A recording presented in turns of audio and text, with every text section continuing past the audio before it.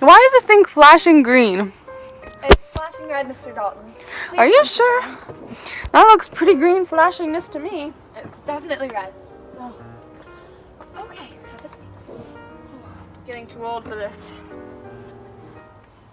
Hello, and we're back. I'm here today with two very successful and accomplished scientists who are going to tell us a little bit about what they do and how they manage to do it. Today I'm here with Mr. Joseph John Thompson. It's actually Sir Joseph John Thompson. You see, I was knighted in 1908. Okay, and Mr. John Dalton. The name's Dalton. John Dalton. Okay, so we'll start with you, Sir Thompson. Would you like to tell us a little bit about yourself? Well, I'm an Englishman, so I was born and raised in England. And I was a physicist back in my career days. And I did many experiments which later landed me the Nobel Prize in 1906 for physics. Wow.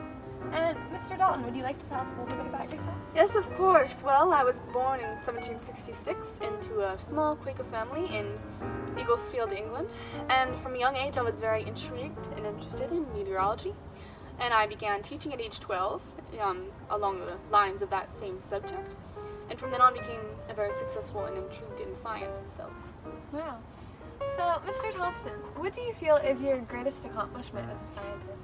One of my greatest accomplishments as a physicist would have to be my discovery of corpuscles. And what are corpuscles? I believe nowadays you refer to them as electrons. Oh, yes. Beforehand, what was thought to be the smallest thing in our universe was an atom. Sorry, there was a slight disturbance. But I later discovered that electrons are actually smaller than an atom and actually are what atoms are composed of through my work with cathode rays. Intriguing. And Mr. Dalton, what would Yes. you feel was your greatest accomplishment?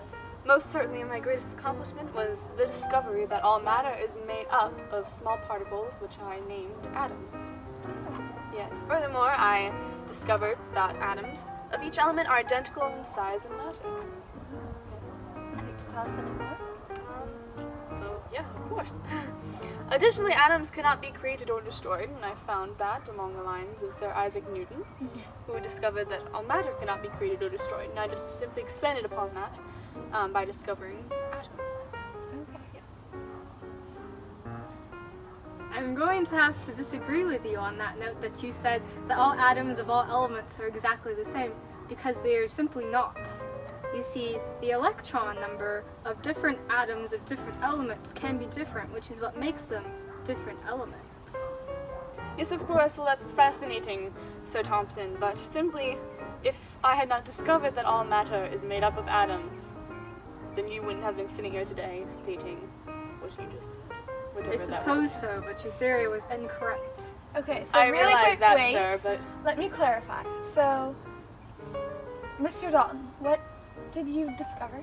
I discovered that all matter is made up of small particles named atoms. Right, and Sir Thompson, you're saying that you corrected Mr. Dalton's research? I indeed did. I corrected him in which all atoms are actually made of electrons and a positively charged orb sort of thing, kind of like a plum pudding with the electrons scattered within. Oh, Sir, with all due respect, you're not giving me enough credit for my research, and simply stating this as your own. so you're saying that his research never would have become possible without yours. Precisely. And you said that you created the plum pudding model to expand upon it? Which was also That's it. wrong and later proven incorrect. Well, you were also proven incorrect, my dear John Right, but Dalton. you were not sitting here, sir, without my research. Okay. I suppose so. So but there very were quickly, others. we are going to have a few closing remarks from our amazing scientists here. So, Sir Thompson, is there anything else about your research that you would like to tell us about? Let me just look at my research notes. Oh yes, my discovery of isotopes, which are sort of like subtopics of elements. I did some work with positive rays and magnetic fields, and I soon discovered that there could be two kinds of atoms per element, as my work with neon. So they just have different numbers of electrons.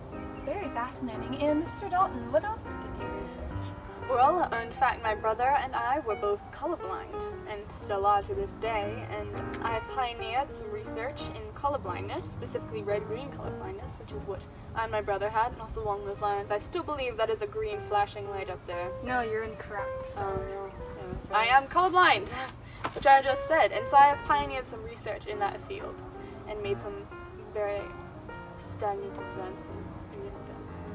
How fascinating that a problem from your own family led to the discovery of red-green colorblindness. Well, thank you both for coming here today. Thank you for having us. Thank you very much for having us. I'm pleased to be here. Of course. And thank you all for tuning in today. Hopefully you could learn a little bit more about Sir J.J. Thompson and Mr. John Dalton and their disagreements about the field of science.